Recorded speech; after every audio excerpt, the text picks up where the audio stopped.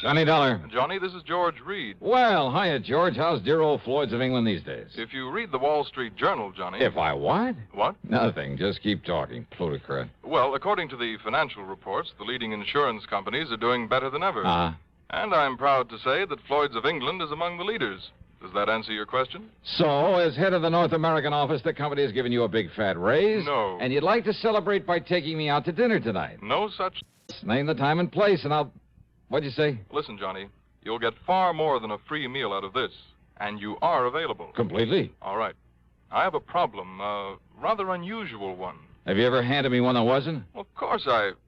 Well... Never. So what's it all about? Well, I fully realize you're somewhat averse to acting as a bodyguard. George. But I assure you, this situation is somewhat unusual. You said that. Therefore... And it doesn't change my feeling about these bodyguard assignments. At least come over here and talk about it, will you? Oh, sure, if you're willing to pay my taxi fare for nothing. For nothing, eh? That's right.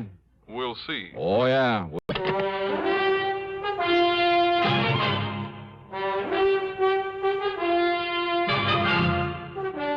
CBS Radio brings you Bob Bailey in the exciting adventures of the man with the action-packed expense account, America's fabulous freelance insurance investigator. Yours truly, Johnny Dollar.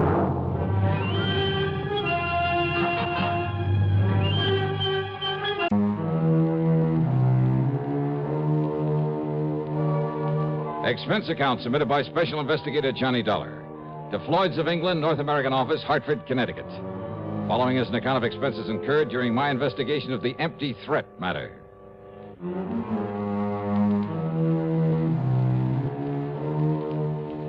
These so-called unusual problems George Reed handed me were all too often dangerous.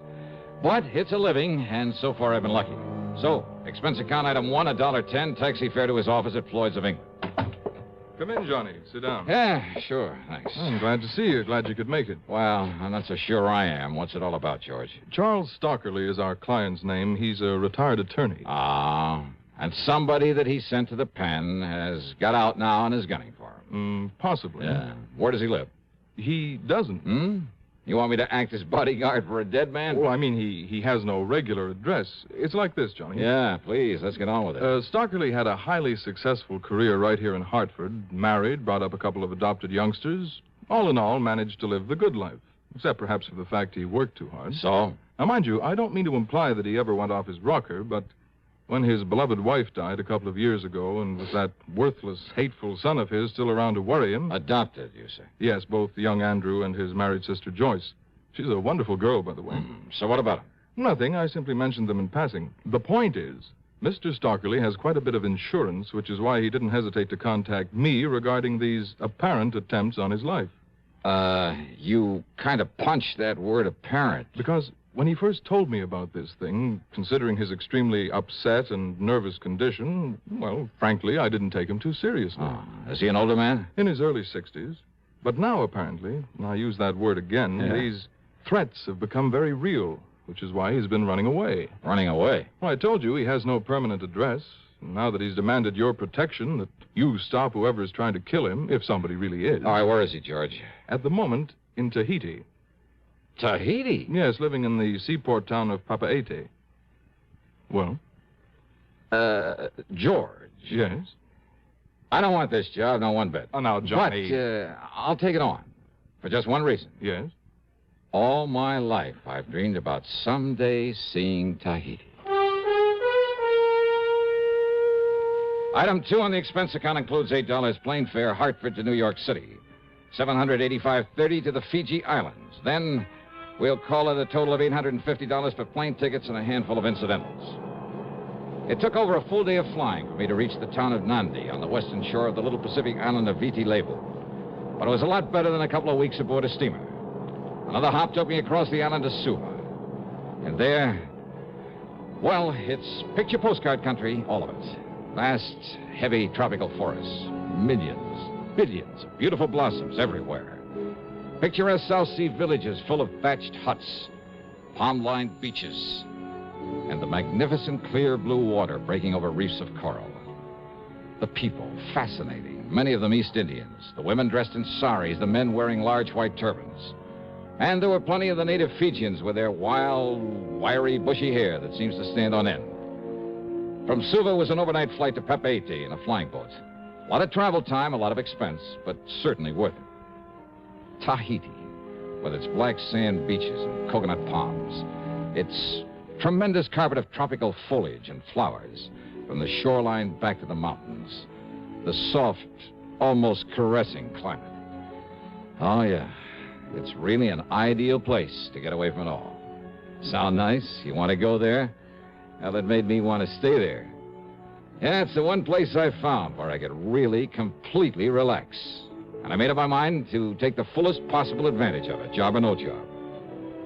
I learned that Mr. Charles Stockley, the man who'd sent for me, lived in a small bamboo house near the water's edge within easy walking distance of the hotel where I'd registered. But my nice, idyllic dream was quickly shattered when I found him there. When I found what was left of him. To paraphrase Gilbert and Sullivan, an announcer's lot is not a happy one. Well, not always. Want to know why? Tell you why. Take this safe driving business.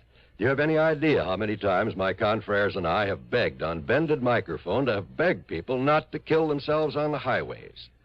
Now, once and for all, let's get together on this. Let's understand one another. Unless you want a pack of frustrated announcers on your conscience, slow down and curb highway carnage. If you don't care about yourself, at least have a little consideration for us. Act 2 of yours truly, Johnny Dollar.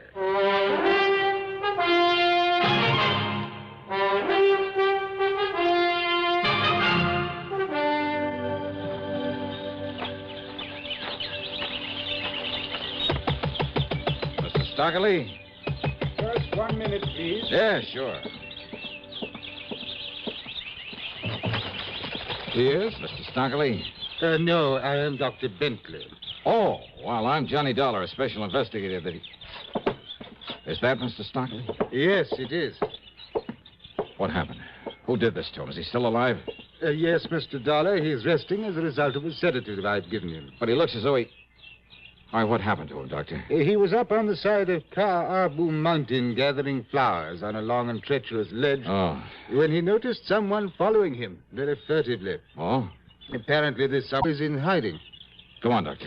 Mr. Stockley realized it was someone there with no good intent. But as he sought to escape, stepping gingerly and carefully along the rim of the ledge, Yeah? he isn't certain exactly what happened. He's quite sure he didn't slip. Rather that he was shoved by this, someone from behind a bush. He fell about 60 feet down through the tangled brush and remained there overnight. Now, if one of the natives hadn't found him early this afternoon... But he isn't sure he was pushed off there. Oh? Else gathering flowers. Mr. Dollar, if it weren't for his exhaustion, and, of course, the sedative I have given him, he would have fled this island immediately. You see, he's a very nervous and, I might say, apprehensive man. Look, do you know of anyone who might want to harm Mr. Stockley? Oh, certainly not, sir. Mr. Stockley, in spite of his nervous affliction, a constant kind of fear, I would say. Yes, I know. Why, he is one of the most highly regarded... Well, I am certain that no one, white or native... Yeah, okay. Now, how long do you think he'll sleep? Oh, until sometime late tomorrow morning. All right, then I'd better plan on bunking down right here. Tell me, Mr. Dollar. Yeah? Do you think that he is possibly in danger from someone? Maybe. Maybe not. We'll see. When I told the doctor my job, he was completely cooperative. Helped me improvise a bed near Mr. Stockley's, and he had some food brought in for me. That and his fee for the care of Stockley came to $9. I didn't get much sleep that night. Every completely harmless sound around that little shack got me up with a start. Had I known what the morning was to bring, I might have asked the doctor for a sedative for myself. Promptly at 5:30 a.m., Stockley woke up. He was so worried, nervous, and excited, I thought he'd gone completely off his nut. It's no use, Dollar. We got to get out of here. Yes, we must get away before he finds me again and kills me. So he left on the morning plane. But it wasn't until we changed at Suva, then at Nandi, and finally started that long leg of our flight across the Pacific towards San Francisco that he calmed down long enough to tell me what it was all about, after a lot of irrelevant chatter about his family. The death of my darling wife back in 1958 upset me terribly, Mr. Dollar. I confess I became a nervous wreck. Temporarily, that is. If it hadn't been for our adopted daughter, Joyce, a wonderful girl, I'd have lost my mind. What about your adopted son? Wasn't he any help? Andrew? Oh, never. I've given Andrew everything, Mr. Dollar. Too much. Education, money, investments that'll keep him wealthy for life. Bad mistake. He's never done a day's work in his life. Yeah, well, now... What's more, he's never shown the slightest sign of gratitude for love for his sister. I see. But Joyce, who asked for nothing in all her life, who worked to train herself, to support herself, and is now married to a fine young man. Mr. Stockley... Joyce has been nothing but a joy and comfort to me. About these threats now. That is why I never worried about the... Threats? Yes. They've been more than that. They've been attempts upon my life. Like the one you nearly witnessed there in Tahiti, where I thought I'd finally found safety. From whom, Mr. Stockley? From whom? From whom? Home in Hartford, when I tried to tell the police, they wouldn't believe me. I suppose perhaps because of my nervous condition, but it must be Harry Linker. Don't they all make that kind but of what threat? did the police say? That he's reformed now, that it must be someone else.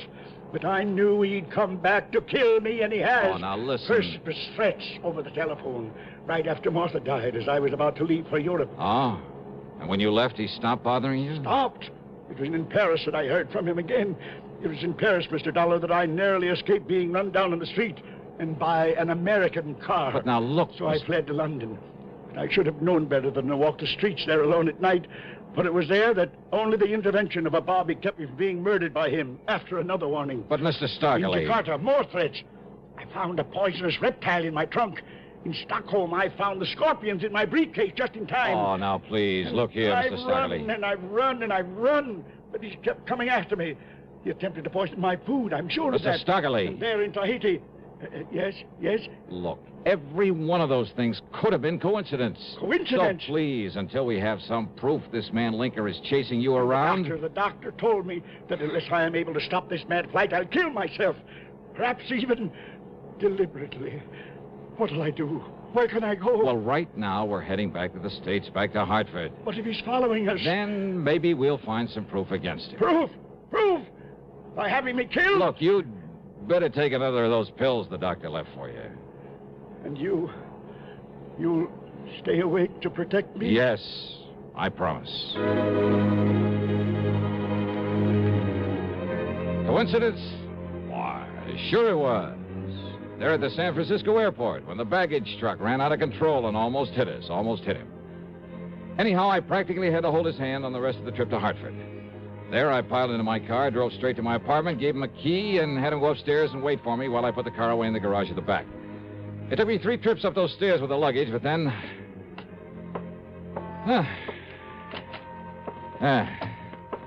There we are, all set. Aren't you going to lock the door, Mr. Dollar? Oh, please, now, don't worry. I've sprung the catch. Hey, did you pull down all those shades? Of course I did. Oh. Look, as I told you on the phone, until we get some proof that this... here now. There, this place looks a little more cheerful. Holy... There, do you see? Now, Stockley. What's the matter with you? Get away from that window. He thinks you're me. Oh, no, please, listen. That must have been some kid with a little .22. Hoops. Now, do you believe me, Mr. Dollar? Yeah, you got a point.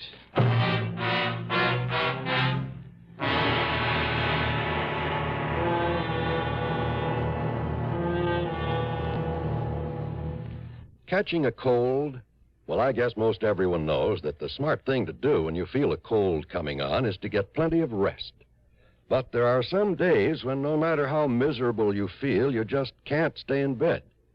And if tomorrow is one of those big days and your cold is complicated by constipation, well, that's when you'll appreciate X-Lax most. You see, X-Lax has the qualities doctors consider most important in a laxative. It's gentle, effective, and close to natural acting. Taken at bedtime, X-Lax won't disturb sleep. It works effectively, overnight, to help you toward your normal regularity. And X-Lax is so close to natural acting, there's no upset or discomfort. So gentle, it's even recommended for children.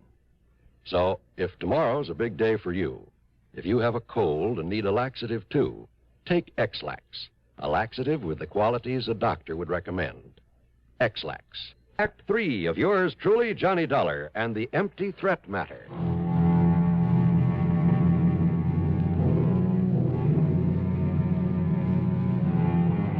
I carefully dug one of the 38 slugs out of the wall, wrapped it in a handkerchief, then put in a fast call to Bill Peters, who was not only a good doctor, but, well, I told him to pack a gun into his medical kit. He arrived in short order and did what he could to quiet Mr. Stockley's nerves and agreed to stick around. He'll sleep a little while now, Johnny. Good. But listen. Yeah, Bill? Did you hear him? You know, he's not kidding.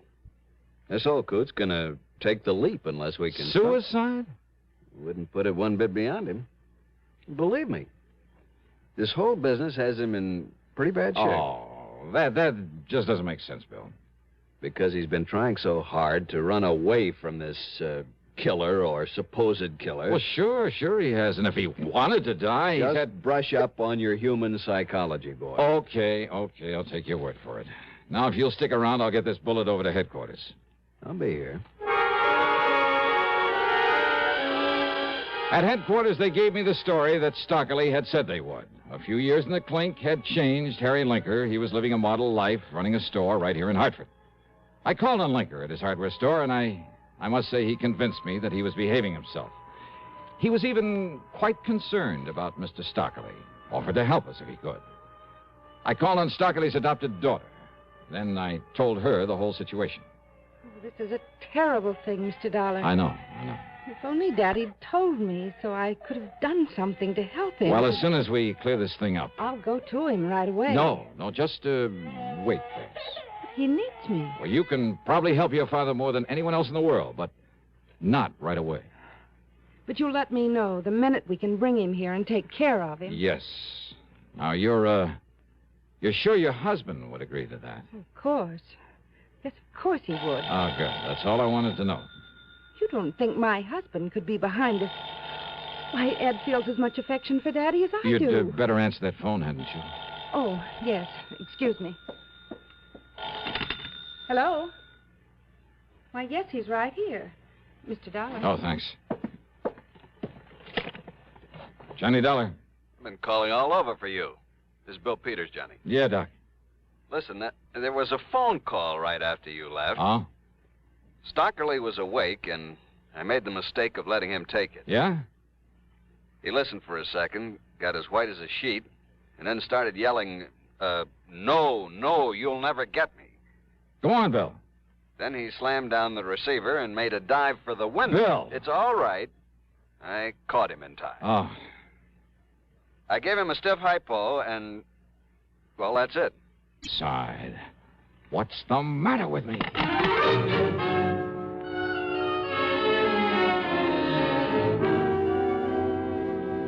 I tore on over to George Reed's office at the insurance company. Here you are, Johnny. Our copy of Mr. Stockley's policy. Yeah, good. All right. Now, let me see if As you'll note, his adopted daughter, Joyce, is the sole beneficiary. Yeah, I see. But Andrew, the adopted son, is specifically omitted. Irrevocably. So if you think he might have anything to gain by Mr. Right. So maybe Andrew couldn't get any of Stockley's money. But if that old man killed himself, neither could Joyce. And believe me, Andrew would love that. Oh? So, these attempts on the old man's life, were they? Were they really? What? Or were they just part of a long, drawn-out, careful campaign to drive him off his rocker, make him kill himself? But if that's Can true... anybody prove that Andrew actually tried to kill him? No. In spite of all sorts of opportunity, and with plenty of money to follow him all over the world, to plague him, to worry him, All right. Where does he live, George? Andrew, I mean. Have you got his address? Well, yes, Then give it to me, quick.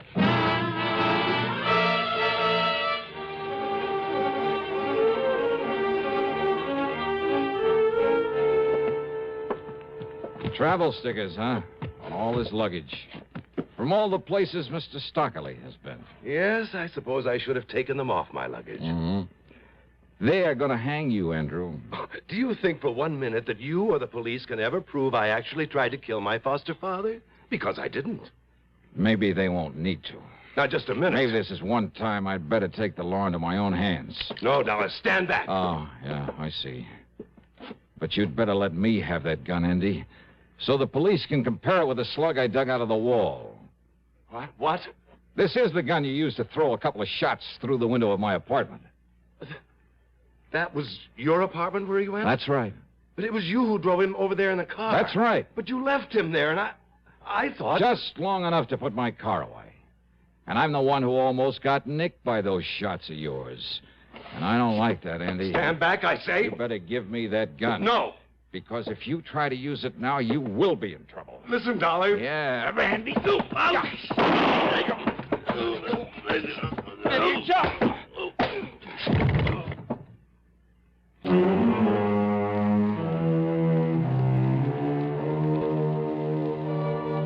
All I hope is they lock that bird up for the rest of his life. And that somehow Joyce and her husband can bring the poor old man back to normal.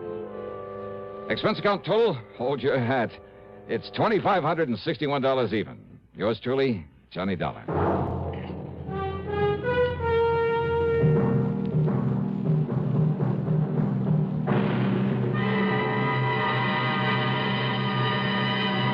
Constipation is something people don't talk about much, but it can be a problem for anyone, even doctors.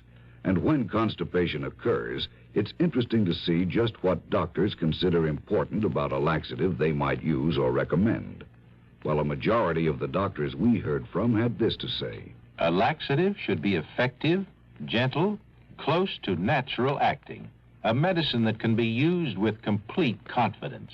Now, X-Lax has been popular with many doctors and millions of people over the years because pleasant-tasting chocolated X-Lax is effective. Regularity. X-Lax is so gentle, so close to natural acting there's no upset. That's why many doctors and millions of people use X-Lax with complete confidence. X-Lax, the laxative that helps you toward your normal regularity gently, overnight. Star to tell you about next week's story. Next week, a story of real intrigue, plus a couple of the most intriguing characters I ever met. Join us, won't you? Yours truly, Johnny Dollar.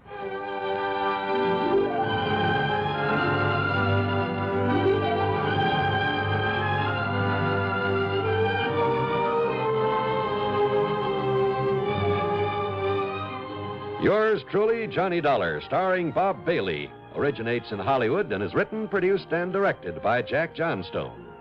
Heard in our cast were Virginia Gregg, G. Stanley Jones, Ben Wright, Ralph Moody, Harry Bartell, and Carlton G. Young.